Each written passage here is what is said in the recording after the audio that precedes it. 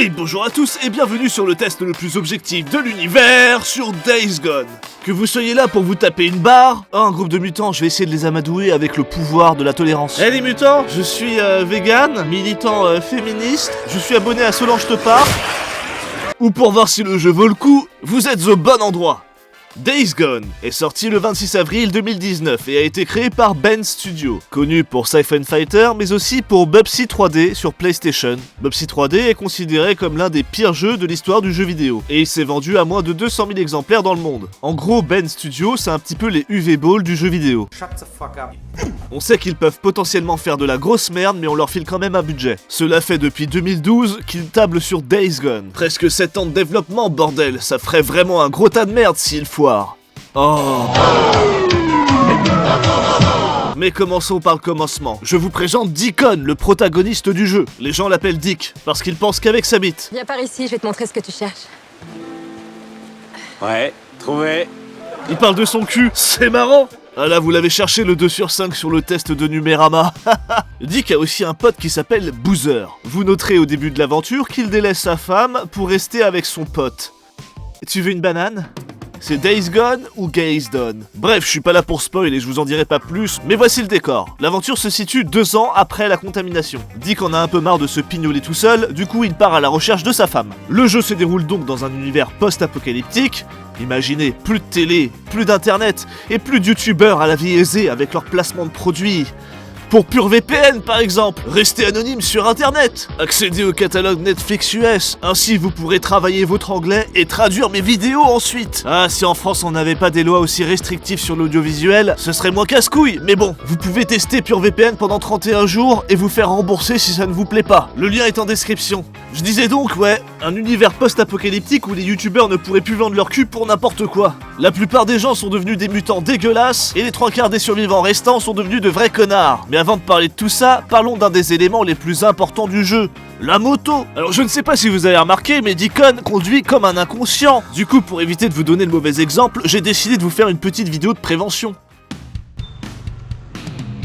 J'ai un petit problème là. Eh oui, il me manquait mon casque. Prudence et mère de sûreté. Merci bichon. Ouais, non, rien. Et oui, à quoi ça sert de survivre à une contamination de mutants si c'est pour mourir à la première chute en moto? C'est franchement stupide. Votre moto est l'équivalent de votre cheval dans Red Dead Redemption 2. Alors non, pas besoin de la brosser, ni de la nourrir. Mais par contre, il va falloir gérer votre essence. Essence qui sera aussi consommée lorsque vous ferez des voyages rapides. De même, si votre moto est abîmée, il va falloir la réparer. Et Dieu sait que réparer sa moto dans un monde post-apocalyptique, c'est très compliqué. Regardez donc cette vidéo explicative qui pourra vous aider au cas où vous seriez dans cette situation. Bon, j'ai un problème, ma moto est en panne, alors je vais devoir la réparer avec les moyens du bord. Et voilà le travail. Et oui, ça se passe comme ça dans Days Gone, c'est franchement réaliste. Un peu de ferraille, 2 coups de clé à molette et c'est reparti. C'est là où je me dis que mécanicien c'est vraiment un boulot de branleur. On est à égalité avec les youtubeurs là. Ouais c'est ça, faites semblant de travailler. Bon sinon en dehors de ça, on peut aussi customiser notre moto.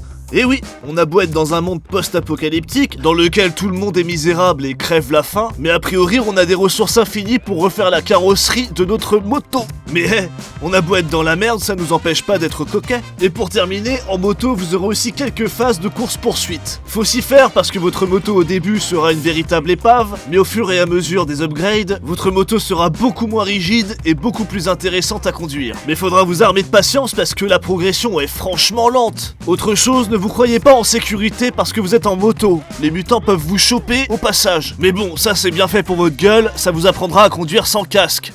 Sinon, en dehors de la moto, vous pourrez conduire vos pieds. Ouais, non, parce que, à l'instar de Red Dead Redemption 2, votre personnage se manie comme une grue. Je ne vous parle pas des gunfights qui sont certes assez jolis à regarder, mais dont la visée est bizarre. Je pourrais pas vous expliquer pourquoi, je la trouve vachement aléatoire. La sensibilité du viseur change du tout au tout. Certainement dû à la visée automatique propre au jeu console, sauf que là c'est extrêmement mal foutu. Après, si comme moi vous avez la flemme de viser, préférez le corps à corps, assez stylé et violent. Évidemment, vous vous en doutez, dans ce genre de jeu, il est aussi intéressant de jouer discrètement. Vous pouvez, avant d'attaquer, utiliser vos jumelles pour marquer les ennemis, comme dans Far Cry, ce qui vous permet de voir leur déplacement à travers les murs, comme dans Far Cry. Mais surtout, j'en ai ras le cul de dire la même chose de tous ces putains de jeux avec un minimum d'infiltration, puisque c'est toujours la même chose. J'en ai marre de tous ces jeux qui se contentent d'insérer un bouton pour se baisser afin de pouvoir assassiner des méchants dans le dos. Je veux de l'enjeu et une IA potable, bordel de merde! Mais sinon, ça va, hein. Non, en fait, ça va pas du tout. Ça va putain de pas du tout. Tout le monde nous explique aujourd'hui que l'intelligence artificielle, c'est le futur. Du coup, je me demande pourquoi est-ce que les entreprises de jeux vidéo ne réfléchissent pas à faire une IA intéressante et intelligente. Non, au lieu de ça, ils font le contraire. Et je vous parle pas des ennemis aveugles, ça c'est normal dans les jeux d'aujourd'hui. Non, je vous parle d'ennemis complètement immobiles alors que vous êtes devant eux. Des ennemis qui nous perdent de vue parce qu'on se déplace simplement dans un buisson. Ça coûtait quoi de leur faire lancer des molotovs dans les buissons pour nous débusquer, bordel? Là non, ils tirent toujours au même endroit où ils vous ont vu la dernière fois. Oh, et est-ce qu'on en parle de ce mec tout seul au milieu d'une horde qui ne l'attaque pas alors que lui est en train de les fumer un par un avec son flingue? J'ai l'impression que la négociation avec Sony s'est passée de cette manière. Bon, chez Sony, vous faites d'excellentes exclus. Nous, on vous propose de baisser un peu le niveau avec Days Gone, ce qui fera une grosse contraste avec vos futurs jeux qui paraîtront encore plus exceptionnels. Bienvenue chez Sony. J'espère que vous nous ferez de la bonne grosse merde.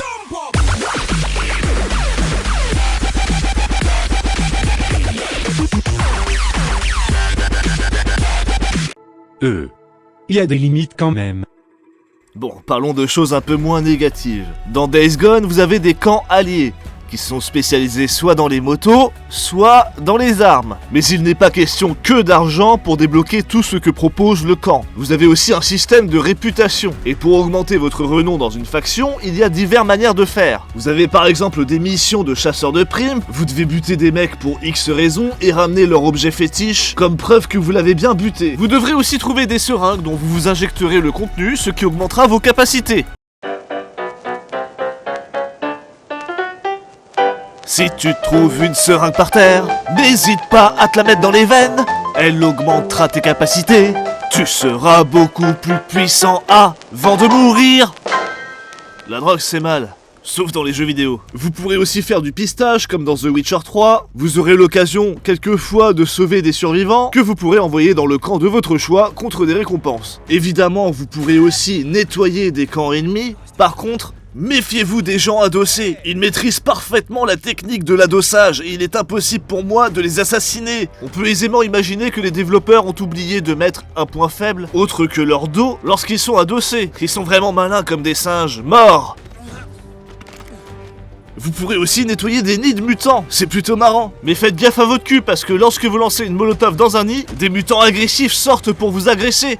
Vous pouvez aussi échanger contre de la réputation et un peu de thunes, des oreilles de mutants, des plantes que vous avez cueillies et de la viande. Parce que oui, il y a de la chasse dans Days Gone. Mais avant de parler de la chasse, on va parler des différents mutants qui vont vous casser les couilles. Bon, vous avez vu qu'il y avait des mutants normaux. Bon, enfin, plus normaux que les autres. Parce que vous avez aussi d'autres sortes de mutants. Comme les brutes, qui sont tout simplement des mutants un peu plus balèzes.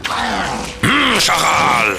Ensuite, vous avez les têtards. Je tiens à signaler que je ne tire aucun plaisir à tuer une armée d'enfants leucémiques. Bien que ce soit une manière de combattre la maladie, je ne suis pas sûr que ce soit la plus fiable pour la santé de l'enfant.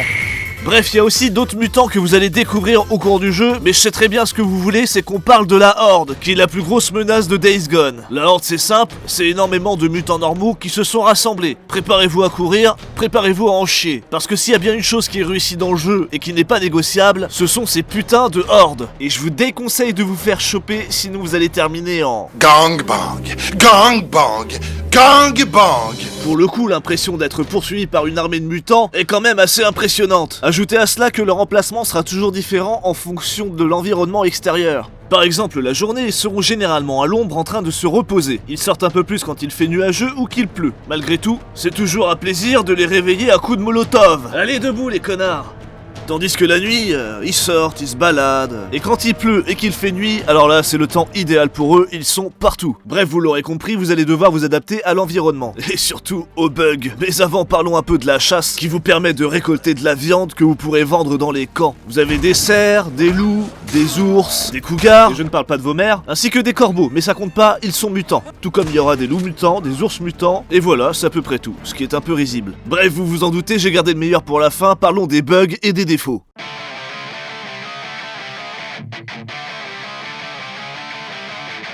Bon, le premier problème qu'on rencontre, c'est clairement les chargements à rallonge. C'est long, c'est chiant, ça sort de nulle part, c'est entre les scènes, on sait pas trop, ça casse les couilles. Et optionnellement, ça casse le rythme. Ensuite, vous avez des baisses de framerate, du clipping dégueulasse, comme ce rocher qui apparaît, voilà. Merci les devs. Le level design complètement pété qui parfois t'empêche d'accéder à certains objets, ou de sauter par-dessus de pauvres éléments qui font même pas 30 cm, comme ma bite. Des PNJ en moto qui restent bloqués contre des objets. Il m'est arrivé d'avoir un crash en pleine scène, un QTE qui reste bloqué sur l'écran, le ragdoll à l'ouest, la molotov qui explose pas, la lampe torche qui n'existe pas mais qui éclaire quand même, des zones parfois complètement buggées. Mais regardez ça, une rivière coupée en deux. Putain, j'ai l'impression d'être Moïse. On se croirait dans Bubsy 3D. Et aussi les murs invisibles évidemment. Enfin bref, si je devais énumérer tous les défauts et tous les bugs, cette vidéo ferait 3 heures. A contrario, le jeu a une ambiance assez intéressante. Ça nous fait penser à du The Last of Us Echo Plus au début.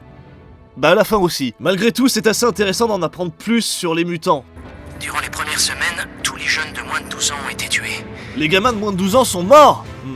Ça veut dire que Norman a perdu 90% de ses abonnés, qu'Epic Games a fait faillite, fini Fortnite en tendance. Pour du post-apo, on repart quand même sur de bonnes bases. Sur ce, il est temps de passer au point presse. On commence avec Gameblog qui a mis la note de 6 sur 10, avec un défaut complètement à la ramasse sauf si vous avez avancé dans le jeu. La moto qui va aussi vite qu'un déambulateur, ça fonctionne pour le premier tiers du jeu, mais ensuite c'est convenable. Le manque de variété dans les missions principales et secondaires. Alors pour les missions secondaires, je comprends, mais les principales, en dehors des quêtes d'une héros un peu chiante où faut s'infiltrer pour écouter un mec, je trouve que ça va, surtout que Days Gone m'a procuré un plaisir assez rare dans les jeux vidéo. Cette sensation de pas être loin de finir le jeu et finalement d'avoir un arc entier qui s'ouvre à nous, où on découvre encore des choses et où le gameplay se diversifie un peu plus. Cela dit, on enchaîne avec jeuxvideo.com qui ont mis 15 sur 20. J'aime beaucoup le point négatif, beaucoup de bugs, entre parenthèses, malgré un patch de 21 Go. Et ouais, 21 Go, qui ne change rien, c'est bien de le souligner. Ben Studio, regardez, je suis bloqué par une texture immonde. Et t'as fait quoi avec tes 21 Go? Rien du tout mon gars. Mais franchement, laissez-les les bugs. Au moins ça varie un peu le gameplay. Un gameblog. Allez, on va enchaîner avec la note. Oh merde, j'ai oublié de parler des Reapers. Bon bah c'est parti alors. Quand vous êtes en Outland, faites particulièrement attention aux gangs des Reapers. Ils vous attaquent, ils vous chopent et ils vous donnent des coups de chalumeau. Bordel, non! Surtout pas! C'est pas un chalumeau ça. Alors oui, parce qu'en fait t'avais plus le budget YouTube pour ce mois-ci. Du coup c'est un allume-feu que j'ai piqué à ma mamie. Okay. Par contre t'avais toujours le budget pour Non, ça. ça c'est faux. Alors, la drogue c'est mal, d'accord? Sachez-le, la drogue c'est mal. Sur 20! N'hésitez pas à aller voir d'autres vidéos si celle-ci vous a plu. Vous avez la playlist de tous mes tests sur votre droite. En attendant, n'hésitez pas à partager cette vidéo, à vous abonner, à liker, à jeter un œil à la promotion PureVPN en description, à commenter que je vends mon cul mais que je le fais bien, à mettre un doigt dans le pétou de votre voisin de gauche et à vous laver les mains avant de manger, bien entendu. Sur ce, bisous, j'ai besoin de repos.